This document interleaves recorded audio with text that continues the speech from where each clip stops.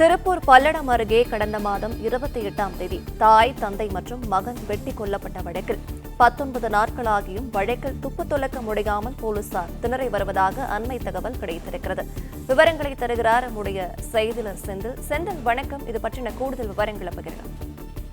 திருப்பூர் மாவட்டம் பல்லடம் அருகே செம்மலைக்கவுண்டன்பாளையத்தில் ஒரே குடும்பத்தைச் சேர்ந்த தாய், தந்தை, மகன் 3 பேர் கொலை செய்யப்பட்ட சம்பவம் தமிழகம் முழுவதும் பெரும் அதிர்ச்சி ஏற்படுத்தியது. இந்த சம்பவம் தொடர்பாக 14 தனிப்படைகள் அமைத்தும் போலீசார் தற்போது வரை குற்றவாளிகளை நெருங்க முடியாமல் திணறி வருகின்றனர்.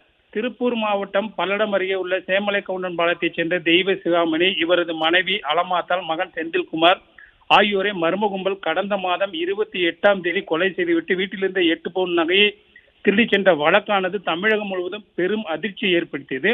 மேலும் பல்வேறு அரசியல் கட்சியினர் பாதிக்கப்பட்ட குடும்பத்தை சந்தித்து ஆறுதல் தெரிவித்ததுடன் குற்றவாளிகளை பிடிக்க தமிழக அரசை தொடர்ந்து வலியுறுத்தி வந்தனர். இந்நிலையில் 19 நாட்களுக்கு மேலாகியும் எவ்வித முன்னேற்றம் ஏற்படாத நிலையில் 14 தனிப்படையினர் குற்றவாளிகளை கண்டறியும் பணியில் ஈடுபட்டுள்ளனர்.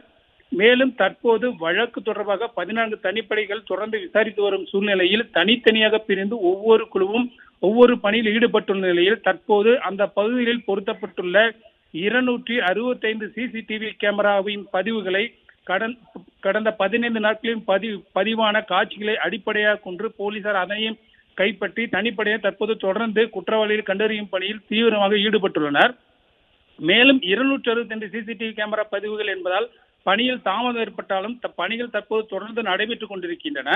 அதேபோல் திருப்பூர், கரூர் மற்றும் ஈரோடு மாவட்டங்களில் கடந்த 10 ஆண்டுகளில் நிகழ்ந்த பெரிய குற்ற பின்னணியில் கைது செய்யப்பட்டவர்களின் கைரேகைகளையும் தற்போது ஆய்வு செய்து வருவதாக மாவட்ட போலீசார் தரப்பில் தெரிவிக்கப்பட்டுள்ளது. அதேபோல் மேற்கண்ட 3 மாவட்ட எல்லையில் உள்ள 18 காவல் நிலையங்களிலும் கொடூர குற்ற பின்னணி உள்ளவர்களின் விவரங்களும் சேகரித்து வருவதாகவும் போலீசார் தரப்பில் தெரிவிக்கப்பட்டுள்ளது. மேலும் தொடர்ந்து குற்றவாளிகளை கண்டறியும் பணி தீவிரமாக நடந்து வருவதாகவும் போலீசார் தரப்பில் தெரிவிக்கப்பட்டுள்ளது. விவரங்களை வழங்கியமைக்கு நன்றி செந்தில்.